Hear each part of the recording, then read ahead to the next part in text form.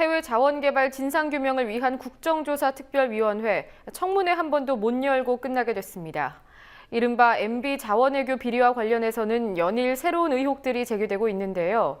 야당과 시민단체들은 국조특위 기간을 연장해서 관계자들을 청문회에 세워야 한다고 주장합니다. 권현주 기자와 이 소식 살펴보겠습니다. 안녕하십니까? 네, 국회 국정조사특별위원회가 청문회 열지 못한 채 활동을 마무리하게 됐군요. 네, 당초 자원외교 국조특위는 오늘과 내일, 다음 달 3일과 7일 총 4차례 청문회를 열기로 합의했습니다. 청문회 증인을 부르기 위해선 청문회 개최 일주일 전까지 여야가 합의해야 하기 때문에 오늘 청문회는 물론 다음 달 7일 청문회까지 모두 열리지 못하게 됐습니다. 국조특위는 오늘 4월 7일 활동이 종료되는데요. 결국 100일의 활동 기간 동안 단 한 차례의 청문회도 열지 못하게 돼 용두삼이라는 비판을 피할 수 없을 것으로 보입니다. 네, 국조특위가 4월 7일에 활동이 종료되죠. 여야 협상은 전혀 진전이 없는 상태입니까? 네, 국조특위 내에서 논의가 한 발짝도 나아가지 못하자 여야 원내 지도부 차원으로 논의가 넘어가기도 했습니다. 여야 원내대표가 어제 주례회동에서 증인과 관련해 이야기를 나눴지만 별다른 소득은 없었습니다. 국조특위 노영민 위원장이 오늘 여야 간사와 계속해서 논의하고 있다고 밝혔는데요. 별다른 합의점은 나오지 않고 있습니다. 네, 국조특위 활동 기간을 연장하자 이런 주장도 있더군요. 네, 여야는 지난해 12월 29일 본회의에서 자원외교 국조특위의 활동 기간을 100일로 정하되 여야 합의회에 최대 25일 활동을 연장할 수 있다고 의결했습니다. 즉 국조특위가 최장 125일간의 활동을 할 수 있는 근거를 마련한 겁니다. 이 때문에 야당은 국조특위의 활동 기간을 연장해 청문회를 실시해야 한다고 요구하고 있습니다. 국조특위 소속 새정치민주연합 의원들이 오후 기자회견을 열고 활동 기간을 연장하고 이명박 전 대통령을 포함한 핵심 증인 5명의 출석을 재차 요구했습니다.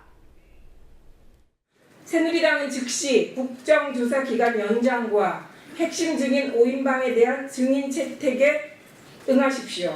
이명박 전 대통령을 비롯한 5인방 역시 떳떳하다면 새누리당 뒤에 숨지 말고 청문회에 나와 입장을 밝혀주십시오. 네, 시민단체들도 MB 자원외교 5인방의 청문회 증인을 채택해야 된다 이렇게 요구하고 있더군요.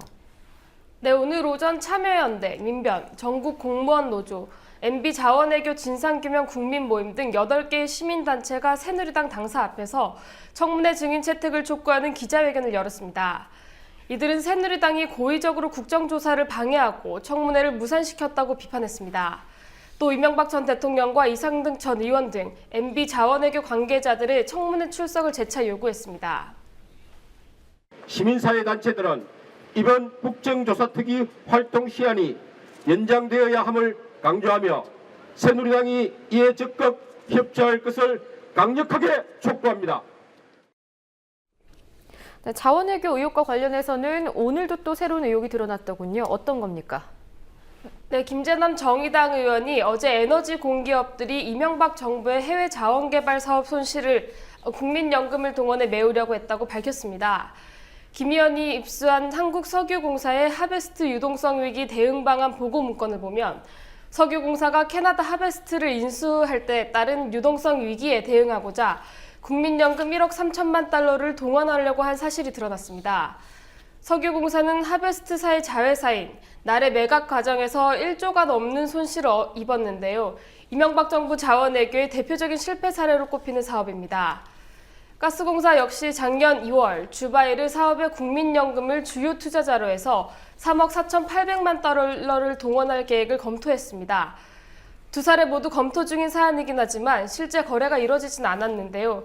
그러나 김 의원은 국민연금은 국민의 노후 보장을 위한 자금으로 안정성이 최우선이기 때문에 위험이 큰 해외 자원 개발에 투자할 때는 국민의 공감대가 필요하다고 강조했습니다. 이 같은 사실이 드러나자 야당은 부실 자원 외교에 세금을 동원하는 것에 대해 이명박 전 대통령과 당사자들이 국회로 나와 진상을 밝혀야 한다고 압박하고 있습니다. 네, 박근혜 대통령이나 이완구 총리 같은 경우에는 자원외교 비리 수사에 계속 의지를 강조하고 있더군요. 네, 박근혜 대통령은 오늘 국무회의에서 이명박 정권의 해외 자원외교 비리 의혹 등을 겨냥해 우리 정부에서는 그런 것을 결코 용서하지 않겠다고 강조했습니다.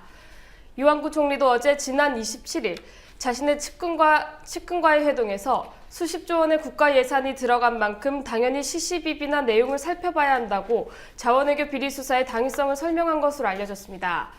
그러면서 이 총리는 MB 정부를 겨냥한 것이 아니냐는 추측에 대해서 정치적 의도가 있다고 생각해선 안 된다고 선을 그었습니다. 정부와 검찰이 연일 자원외교 비리 수사를 강조하는 데 비해 국회의 국조특위 활동이 미진하다는 비판이 나오고 있는데요. 야당은 정부가 청문회를 둘러싼 여당의 정치 공세에 암묵적으로 동의한다면 부정부패 척결은 공연불에 그치는 것이라고 지적하면서 정부와 여당을 탓했습니다. 박근혜 정권도 새누리당의 이러한 정치 공세를 암묵적으로 동의하며 이는 결국 MB 정권의 공범임을 자인하는 것이며 이완구 총리가 발표한 부정부패 척결 또한 공연불임을 스스로 인정하는 것으로 국민들의 심판을 면치 못할 것입니다. 네, 권현주 기자 수고하셨습니다.